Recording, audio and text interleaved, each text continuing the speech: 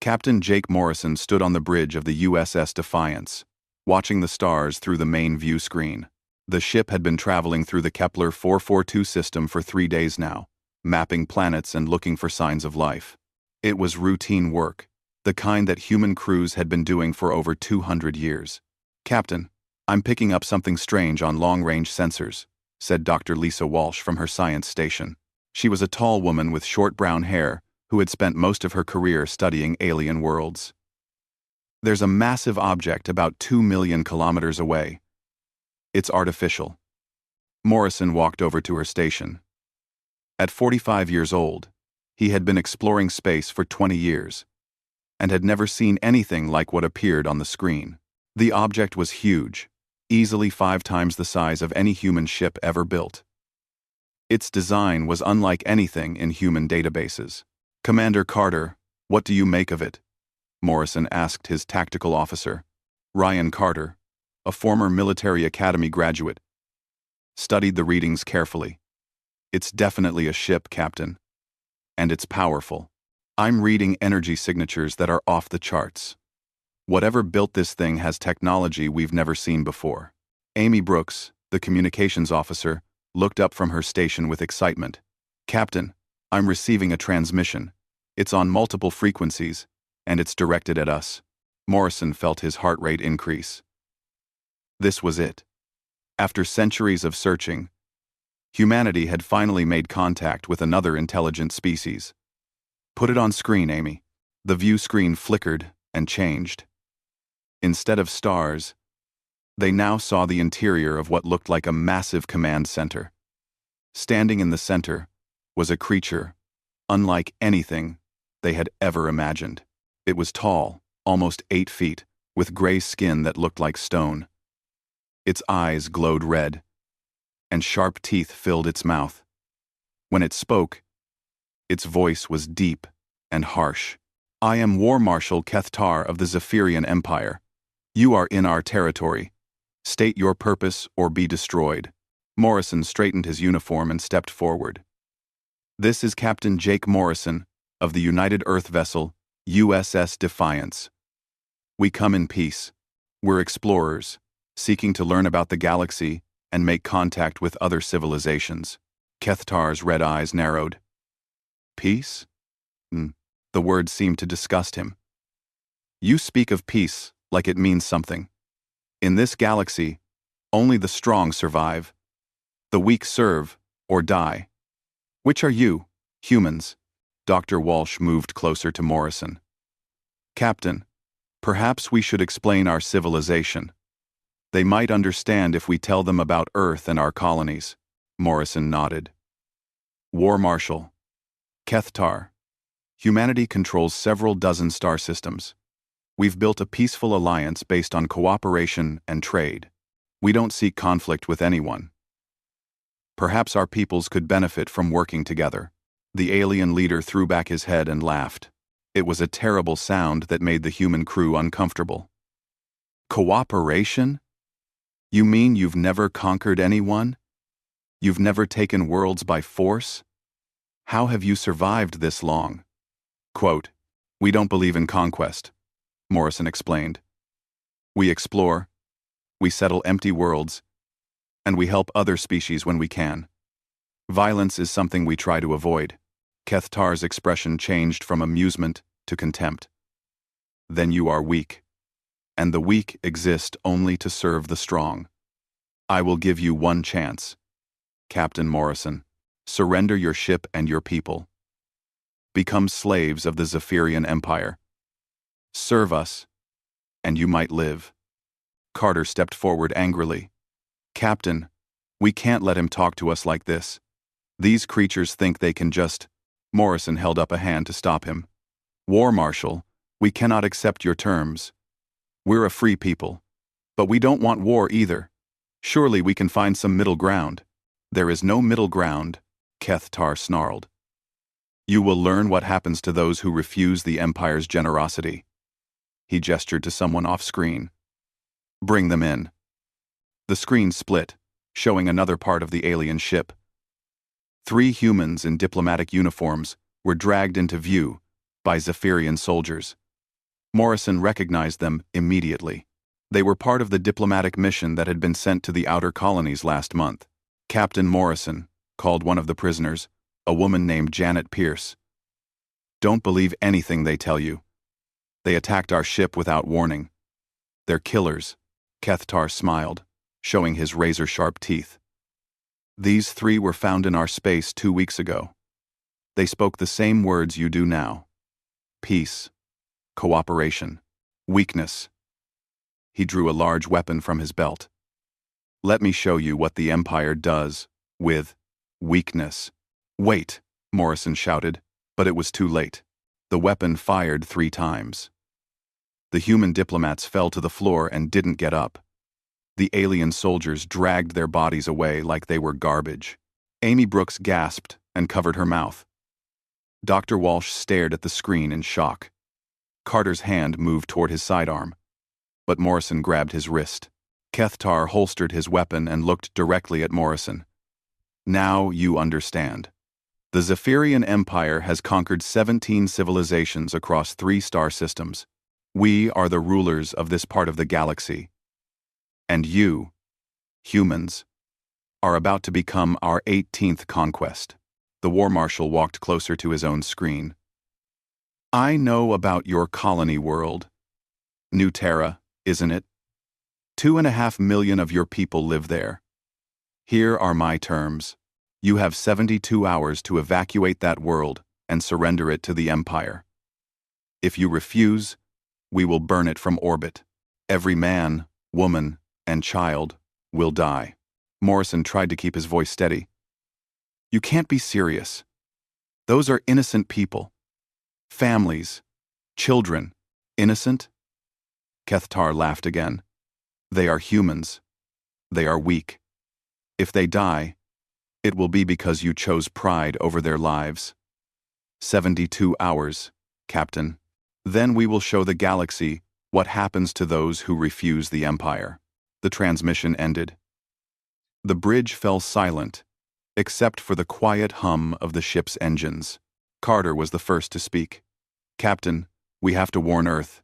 We have to prepare the fleet." "What fleet?" Dr. Walsh asked quietly. "We haven't fought a war in over 2 centuries. Our ships aren't built for combat.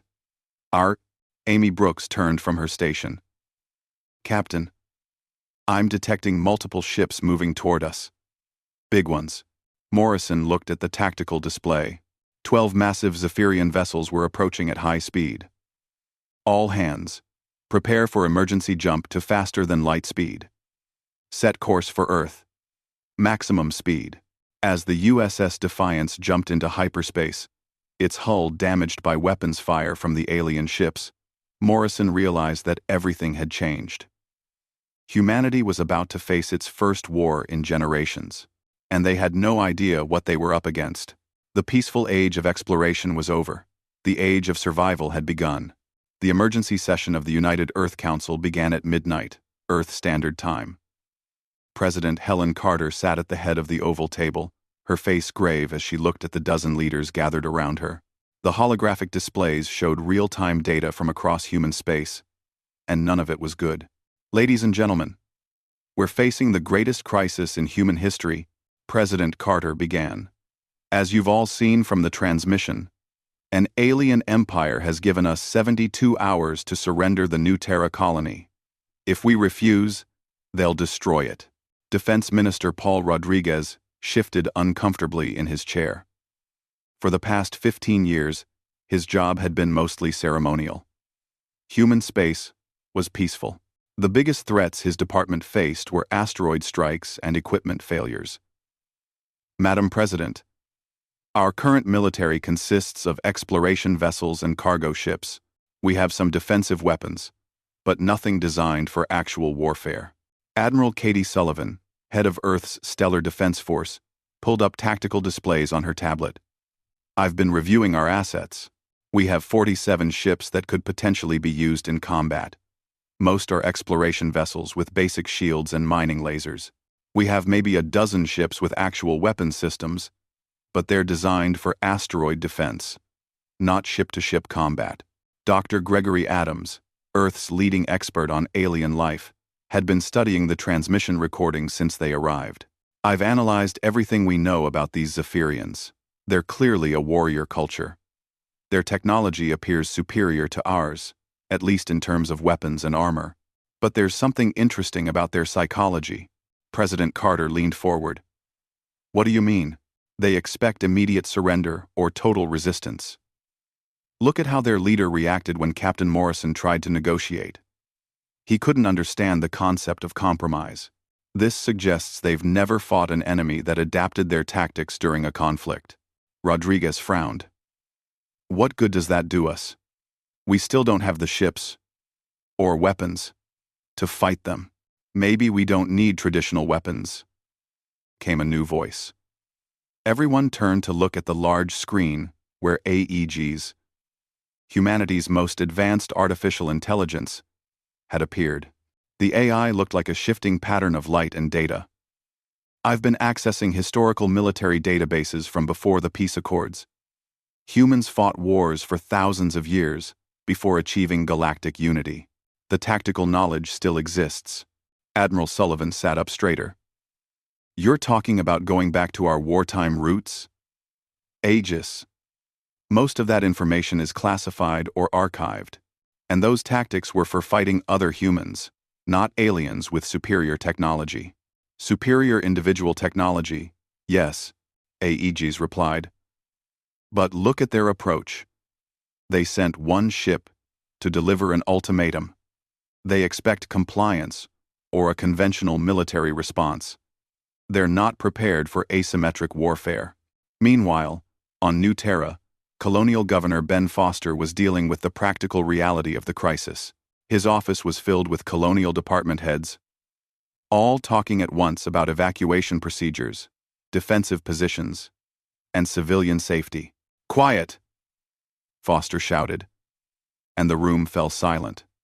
At 58, he had been governor for 10 years and had dealt with everything from crop failures to equipment shortages. But this was different. Chief Kim, what are our defensive capabilities? Lisa Kim, head of colonial security, consulted her tablet. We have basic planetary defense guns designed to deal with asteroids and space debris. Our security force has about 3,000 people, but they're trained for peacekeeping, not warfare. We have mining equipment that could potentially be weaponized. And our industrial fabricators could produce basic weapons if we had designs.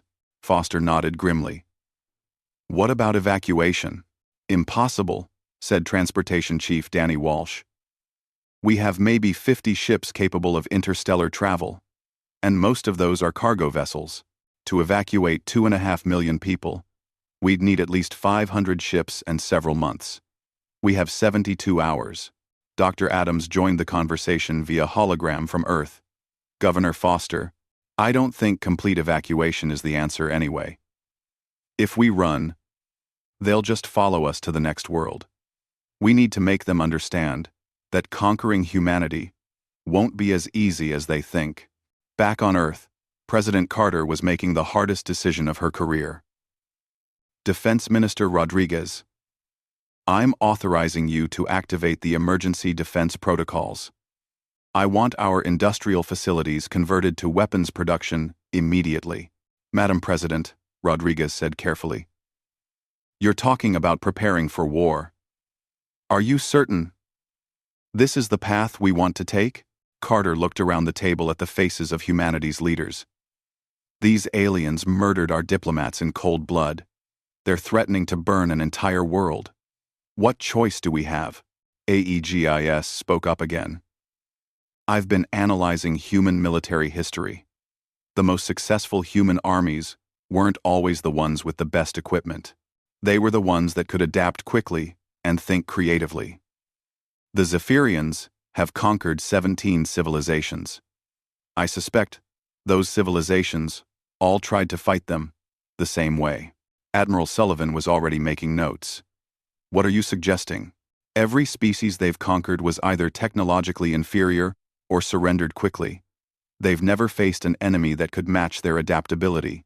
Humans survived on Earth for millennia because we could change our tactics faster than our enemies could adapt to them. Dr. Adams nodded enthusiastically. That's exactly what I was thinking. Look at their ship design. It's built for intimidation and frontal assault. They're expecting us to meet them in conventional ship-to-ship combat. What if we don't? Governor Foster had been listening to the conversation from New Terra. Dr. Adams, what exactly are you proposing? We make them fight a type of war they've never seen before. We use our civilian infrastructure as weapons. We turn our weakness into strength. We make them fight not just our military, but our entire civilization. President Carter felt a chill run down her spine. She was talking about turning humanity's peaceful society into something it hadn't been for over 2 centuries. Are we really prepared to become a warrior species again? Admiral Sullivan stood up. Madam President, we never stopped being warriors. We just learned to fight different battles. For 200 years, we've fought hostile environments, equipment failures, and natural disasters. We've learned to solve impossible problems with limited resources. Those are exactly the skills we need now.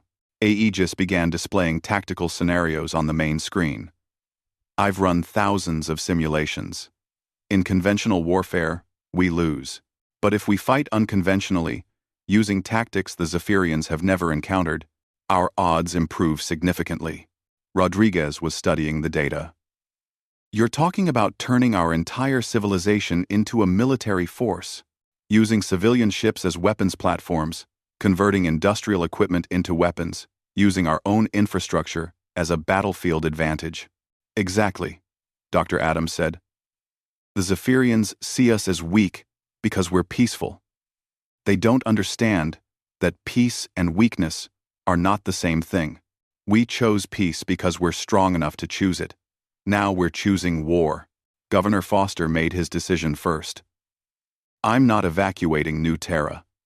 We're going to fight. And we're going to show these aliens what happens when they threaten human families. President Carter looked around the table one more time. Every face showed the same determination. Then it's decided. We fight. Admiral Sullivan, you have full authority to prepare our defense. Dr. Adams, I want you working with AEGs to develop new tactical approaches. Governor Foster, hold your ground. Help is coming. As the meeting ended and the leaders dispersed to their duties, President Carter remained seated for a moment. In the space of a few hours, she had transformed humanity from a peaceful alliance of explorers into something else entirely. She just hoped they remembered how to be warriors when the time came. Across human space, the word went out. Factories stopped producing consumer goods and started making weapons. Exploration ships were retrofitted with armor and guns. Mining stations became fortress bases. Humanity was waking up from 2 centuries of peace. The Zephyrians had wanted to see what humans would become when threatened with extinction. They were about to find out. The countdown timer on Governor Ben Foster's desk showed 18 hours remaining. Outside his office windows, New Terra's 3 moons hung in the purple sky, peaceful and beautiful. It was hard to believe that in less than a day, alien warships might turn this world into burning ash. Foster stood in the emergency command center that had been set up in the planet's main industrial complex. Around him, dozens of people worked frantically at computer stations, coordinating what appeared to be a massive evacuation. But appearances could be deceiving. Chief Kim, what's the status on Operation False Dawn? Foster asked. Lisa Kim looked up from her tactical display. 90% of the civilian population has been relocated to the underground mining complexes. From orbit, it'll look like they've evacuated completely. Meanwhile, we've got 3,000 volunteers staying topside to run the show. Danny Walsh, the chief engineer who had arrived from Earth the day before, was coordinating with his sister doctor, Lisa Walsh, via hologram. The mining charges have been repositioned around all major landing zones. If they try to land troops, they're going to get a very unpleasant surprise. Foster nodded approvingly. What about the orbital stations? That's where things get interesting, Danny said. pulling up a 3D display of the space around New Terra. "We've got 12 mining platforms and 6 communication satellites. They all look like civilian infrastructure. But we've been making some modifications." He highlighted one of the mining platforms. Platform 7 was designed to crack asteroids into manageable chunks. "We've recalibrated its mining laser to fire in concentrated bursts instead of steady beams. It won't look like a weapon until it starts shooting." Meanwhile, in deep space, Commodore Jake Morrison stood on the bridge of his flagship, no longer the exploration vessel, USS Defiance, but now the command ship of humanity's hastily assembled fleet. Around him, 43 ships moved in loose formation toward New Terra. None of them looked like traditional warships. "Commodore, we're receiving a transmission from the Freedom's Call," reported Communications Officer Amy Brooks, who had been promoted and transferred to Morrison's command staff.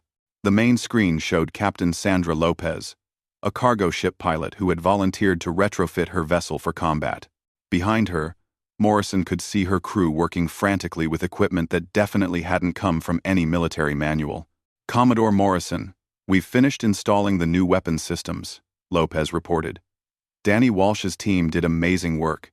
We've got 36 missile tubes made from cargo launching systems, and each missile is built around an asteroid mining charge.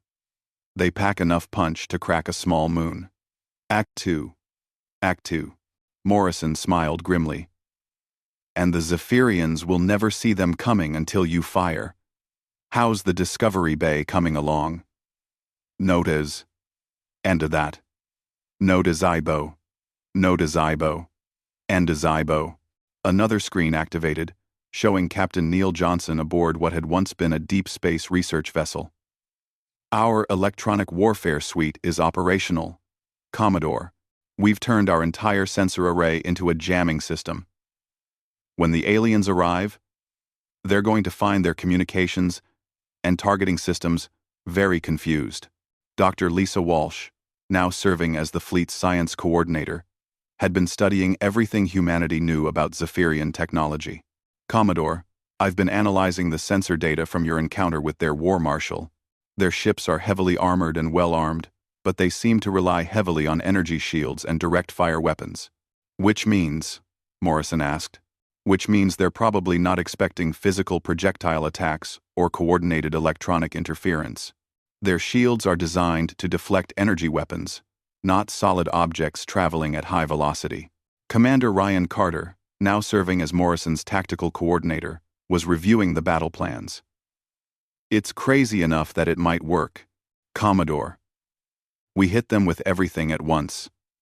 Electronic warfare to confuse their targeting, physical projectiles to overwhelm their shields, and coordinated ramming attacks to disrupt their formations."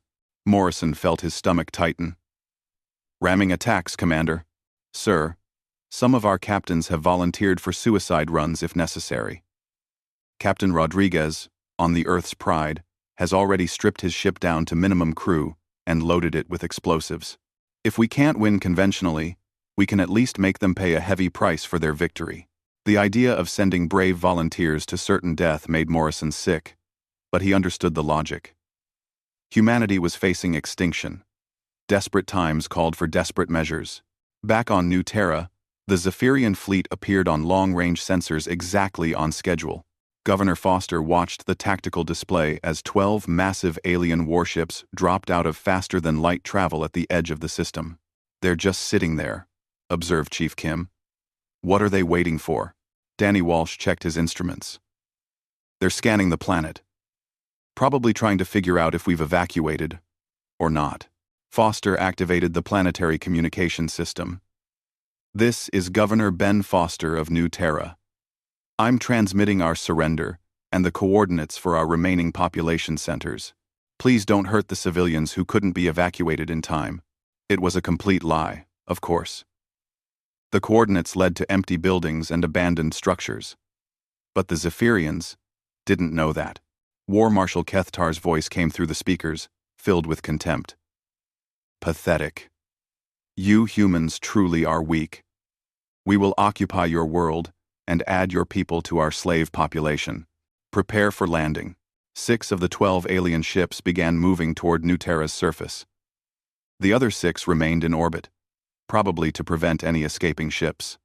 Foster smiled. The aliens were doing exactly what humanity had hoped they would do. "Danny, activate the mining platforms," Foster ordered. In space around New Terra, 12 orbital mining stations that had been peacefully extracting minerals from asteroids for decades suddenly revealed their new purpose. Powerful lasers that had been designed to cut through solid rock focused on the approaching Zephyrian ships. The first alien vessel took 3 direct hits before its crew realized they were under attack. By then, it was too late. The mining lasers punched through the ship's armor and caused massive internal explosions. "Impossible!" Kethtar's voice roared through the communication system. "Those are civilian mining platforms." Governor Foster activated his communicator. "War Marshal, you wanted to see what humans become when you threaten our families. Now you know. We become whatever we need to become." The space battle that followed was unlike anything the Zephyrians had ever experienced. Morrison's fleet arrived in the middle of the chaos and immediately began implementing tactics that made no sense to a traditional military mind. Captain Lopez's cargo ship fired a barrage of mining charge missiles that completely overwhelmed the shields of one Zephyrian vessel. Captain Johnson's electronic warfare ship jammed the alien communications so effectively that 3 enemy ships accidentally fired on each other. But the moment that would become legend happened when Captain Rodriguez piloted the Earth's Pride directly into the side of the Zephyrian flagship. The explosion was visible from the planet's surface and took out 2 alien ships. War Marshal Kethtar, aboard one of the remaining vessels, found himself facing an enemy that fought with tactics he had never encountered. Human ships attacked in coordinated swarms, using their smaller size and superior maneuverability to stay inside the firing arcs of the larger alien vessels. "They fight like insects," he snarled to his bridge crew. "No honor, no courage, just swarming and stinging." His tactical officer, a scarred veteran of dozens of campaigns, looked troubled. "War Marshal, we've lost 7 ships. That's more than we lost conquering the entire vegan system. Then we destroy them all," Kethtar roared. "Fire everything. Turn this system to ash." But when the Zephyrian ships tried to target New Terra's surface, they found that the mining platforms were still operational, now supported by ground-based defense systems that had been cleverly disguised as industrial equipment. The planet's weather control system created massive electromagnetic storms that interfered with alien sensors. After 6 hours of battle, Kethtar was forced to retreat. He had lost 8 of his 12 ships, and the human colony was still very much alive and fighting. As the surviving Zephyrian vessels limped away from New Terra, Foster received a communication from Commodore Morrison. "Governor, that was the most insane battle plan I've ever seen." Foster looked out at the debris field that had once been alien warships. "Commodore, I think we just taught the Zephyrian Empire a very important lesson." "What's that?" "Never underestimate a species that's willing to turn their entire civilization into a weapon." 6 months after the Battle of New Terra, the war had spread across 4 star systems. What had started as a simple conquest for the Zephyrian Empire had become a grinding nightmare that grew worse with each passing week. Admiral Katie Sullivan stood in the command center of the mobile battle station Endurance, watching tactical displays that showed the current state of the conflict. The ship itself was a marvel of human adaptation, built from 3 cargo vessels welded together and equipped with weapons that would have been impossible to imagine a year ago. "Admiral, we're receiving reports from the Phantom Network," announced Lieutenant Tony Garcia, the intelligence coordinator. "Captain Brooks has successfully disrupted another Zephyrian supply convoy in the Kepler system." Quote, Sullivan smiled. The Phantom Network was Amy Brooks' creation, a fleet of small, fast ships that specialized in hit-and-run attacks. They had turned the Zephyrian supply lines into a constant source of anxiety for the alien commanders. "How many ships did we lose this time?" Sullivan asked. "None, Admiral." Captain Brooks used the new stealth technology to attack from inside an asteroid field. The Zephyrians never saw them coming. The stealth technology was another example of human innovation under pressure. By studying captured Zephyrian sensors, human engineers had learned to coat their ships with materials that absorbed alien scanner beams. It wasn't perfect invisibility, but it was close enough.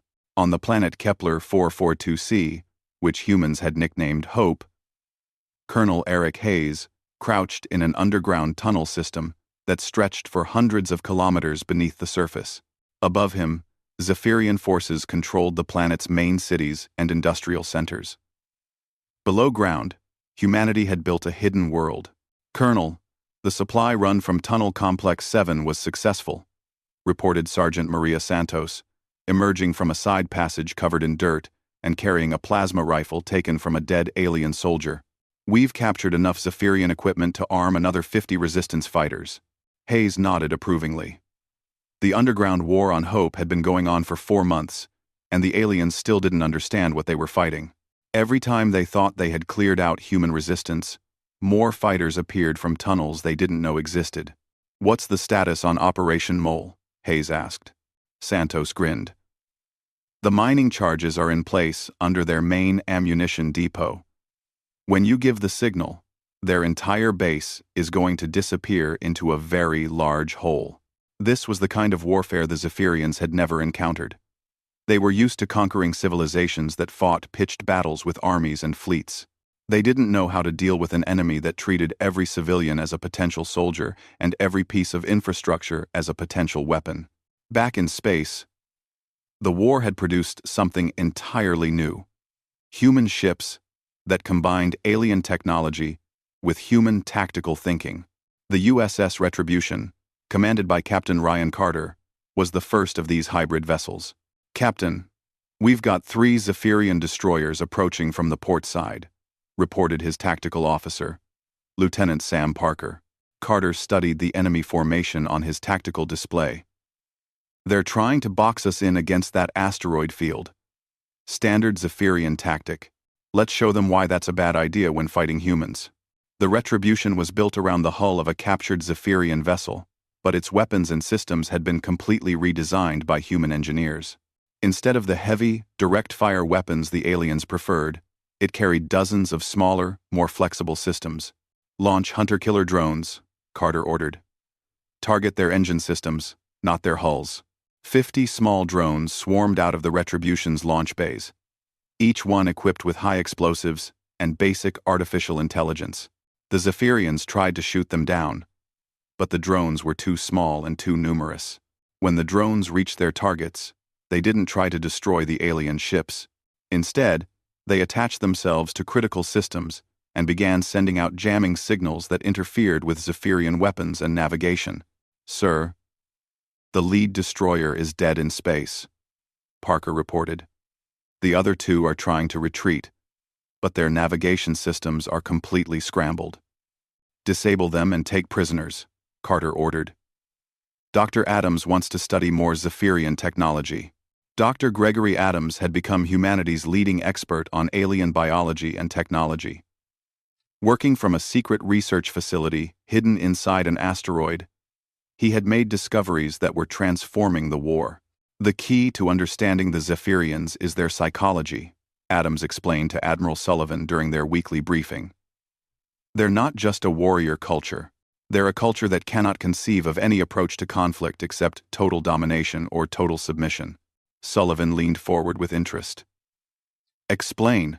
Every civilization they've conquered either surrendered immediately or fought a conventional war and lost. They've never encountered an enemy that could adapt and change tactics faster than they could respond. It's not just that we're winning some battles, it's that we're fighting in ways their minds literally cannot process." Adams pulled up a holographic display showing captured alien communications. "Look at these intercepted transmissions. They're not angry about our tactics. They're confused. Their commanders are requesting reinforcements not because they're losing, but because they don't understand what they're fighting." This psychological advantage was being exploited across human space. On Earth, the AI collective led by AEGIS had become the central coordinator for human military strategy.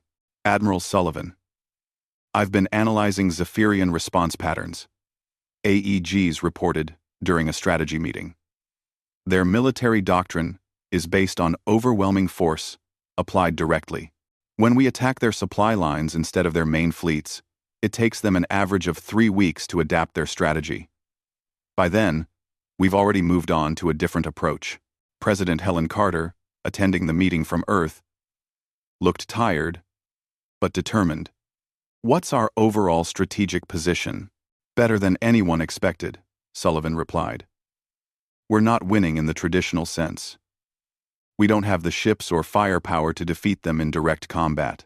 But we're making their conquest of human space so expensive and complicated that they're starting to question whether it's worth the effort." This was exactly what humanity had hoped for.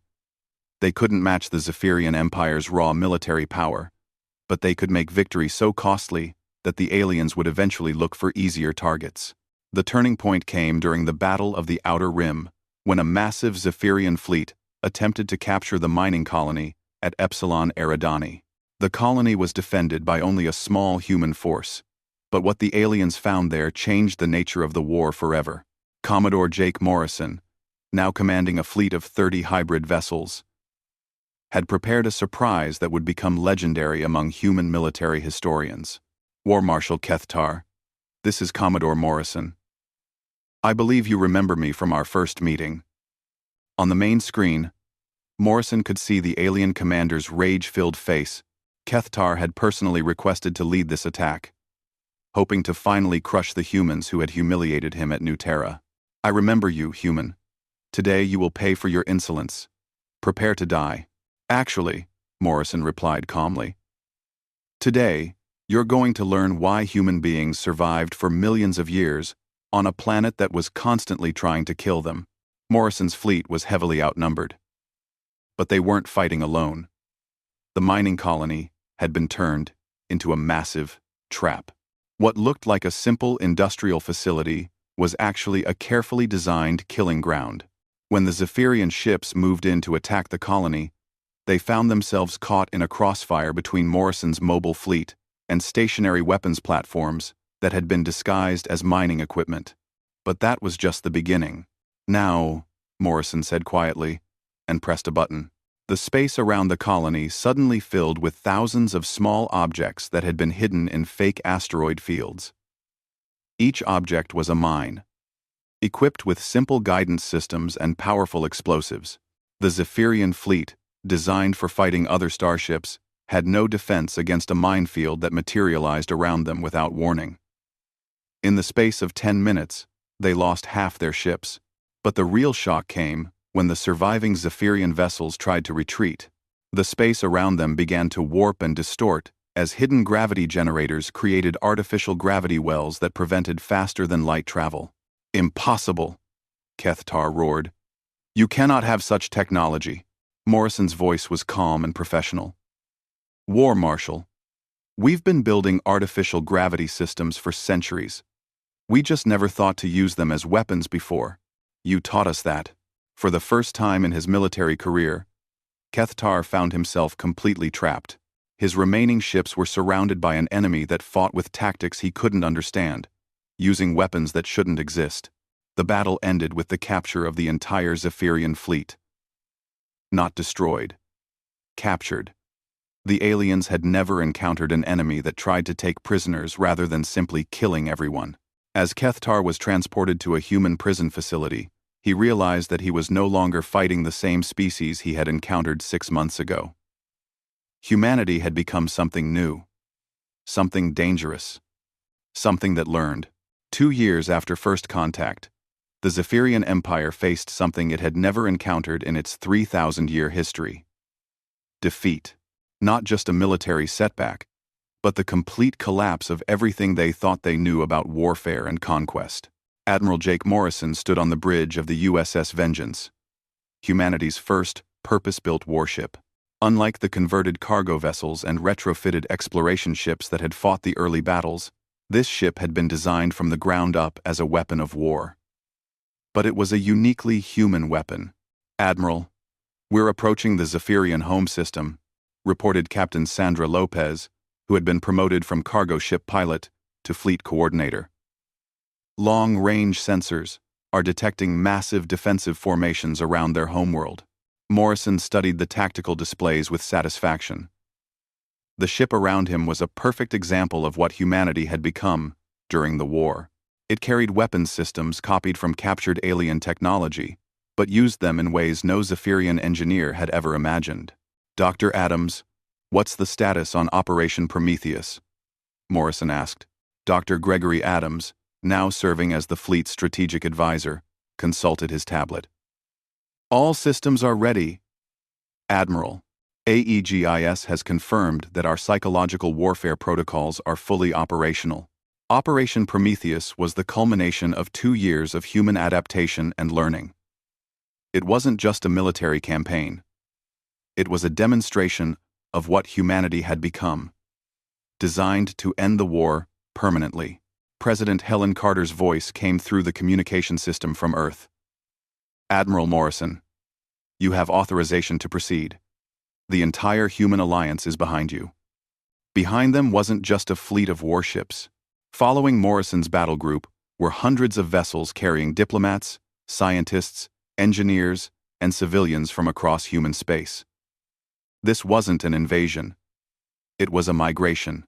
On the bridge of the Zephyrian command ship Eternal Dominion, War Marshal Kethtar stared at the approaching human fleet with something approaching panic. In the 2 years since his capture and prisoner exchange, he had watched his empire slowly crumble under human pressure. "How many ships?" he asked his tactical officer. "Over 800, War Marshal. But most of them aren't military vessels.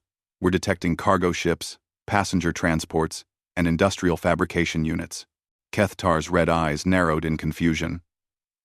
"What kind of invasion force brings civilians and cargo ships?"